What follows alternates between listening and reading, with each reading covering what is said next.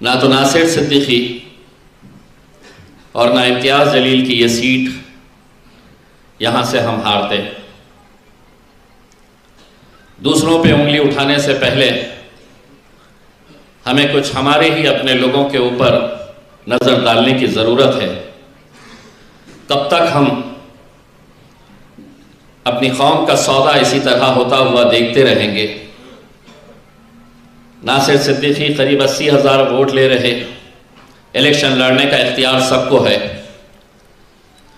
नासिर 80 ले रहा, मैं 90 ले रहा हूँ, और कोई उम्मीदवार मैदान में उतरकर 90 की जगह 80 ले रहा, 70 ले रहा, 60 ले रहा, 50 ले रहा, तो भी हम समझ सकते हैं ये इलेक्शन लड़ने के लिए खड़ा है। लेकिन 90,000 वोट हम ले रहे और बाकी के 13 उम्मीदवार जो मेरे अपने कौम से ताल्लुक़ रखते हैं, 13 उम्मीदवारों की अगर गिनती की जाए कितने वोट हासिल किए, तो 2700 वोट हासिल किए। हम हारे कितने से? तो महज 2100 वोटों से। 60 वोट, 80, 150, 200, इतने वोट। आखिर इनके होर्डिंग्स कौन लगा रहा था? इनके जलसों में 200 खवातीन,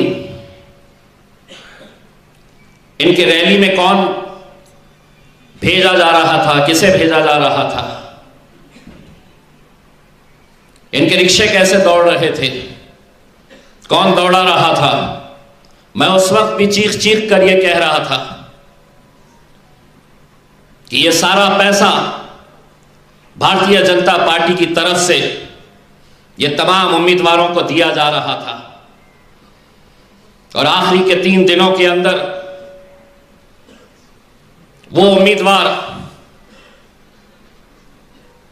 जो बड़ी बड़ी बातें करते हैं हर दूसरे तीसरे दिन, उनको पैसा इसलिए दिया गया था कि इलेक्शन के दिन दोपहर में 3 बजे के बाद मजलिस के जो गढ़ है, मजबूत इलाके हैं, वहां पर जाकर माहौल खराब करो। कभी इस बात के ऊपर गौर करिएगा, सोचिएगा कि हम कहां जा रहे हैं। जब जवाहर नगर पुलिस स्टेशन के बिल्कुल सामने भारतीय जनता पार्टी के दफ्तर में, उस दफ्तर के अंदर जब रेड हैंडेड जब हमारी टीम वहां पर पहुंची, तो बड़े अफसोस के साथ यह कहना पड़ रहा कि महज 1,500 रुपया हासिल करने के लिए बुर्खा पहनी हुई हमारी माएं और बहनें उस दफ्तर के अंदर पाई गई। हमारे ही किसी नौजवान को यह जिम्मेदारी दी गई थी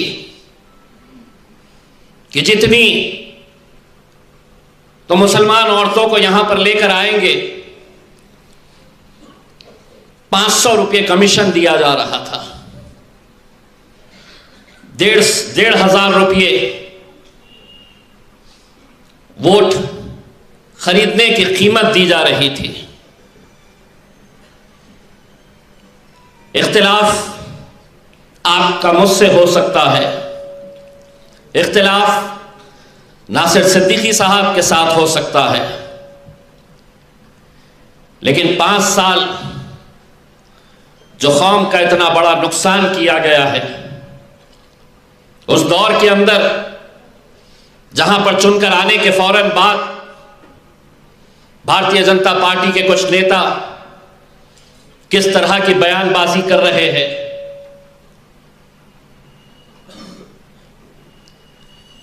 सारे लोगों ने यह बात का एतराफ किया कि इतनी सारी सीटें आई कैसी भारतीय जनता पार्टी की। कोई ईवीएम पर सवाल उठा रहा,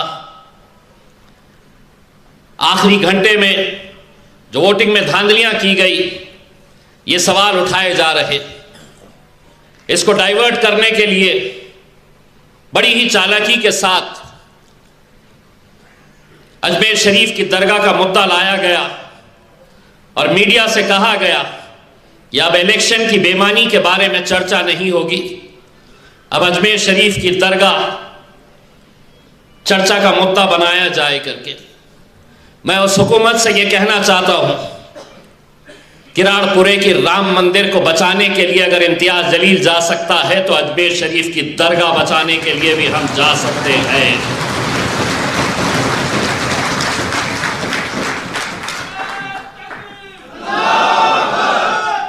यकीनन हम जिस मजहब से ताल्लुक़ रखते हैं मायूसी कुफ्र है। हमें हिम्मत नहीं हारना है, हमें हमारे हौसलों को बुलंद रखना है, पूरी हिम्मत के साथ आगे बढ़ना है। यकीनन आने वाले वक्त में कॉरपोरेशन के इलेक्शंस होने वाले हैं। लोगों के अंदर इस बात का गुस्सा है कि किस तरह तमाम सियासी पार्टियां एक साथ मिलकर आ जाती है मजलिस को गिराने के लिए। वो गुस्सा इंशाअल्लाह आने वाले 2-3 महीनों के अंदर जब कॉरपोरेशन के इलेक्शन रहेंगे, आपको मुत्तहिद होकर एक ताकत बनकर मजलिस के साथ खड़े रहना है। और मैं भी एक बात का एतराफ़ करता हूं, कोई भी उम्मीदवार इस भरम में ना रहे, ये सोच अपने दिमाग से निकाल दे कि अगर इम्तियाज जलील को 91,000 वोट मिले हैं, नासिर सिद्दीकी को 80,000 के करीब वोट मिले हैं, तो ये हमारे वोट नहीं है, ये बैरिस्टर असदुद्दीन अवैसी और अकबरुद्दीन अवैसी साहब के वोट है। वरना अगर इस घमंड और इस गुरूर के अंदर रहेंगे तो हमने अपनी आंखों से देखा है 80,000 वाला 5,000 के ऊपर आकर रुक जाता है।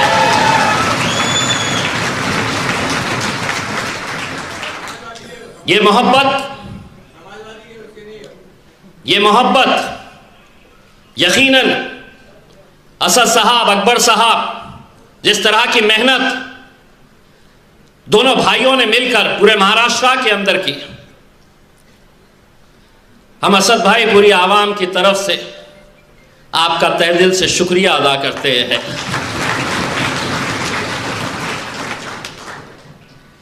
आने वाला वक्त मजलिस के लिए अच्छा वक्त रहेगा, मजबूती के साथ आगे बढ़ेंगे।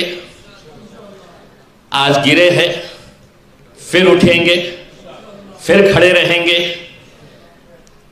और अब चलेंगे नहीं, दौड़ेंगे इंशाअल्लाह। बहुत बहुत शुक्रिया।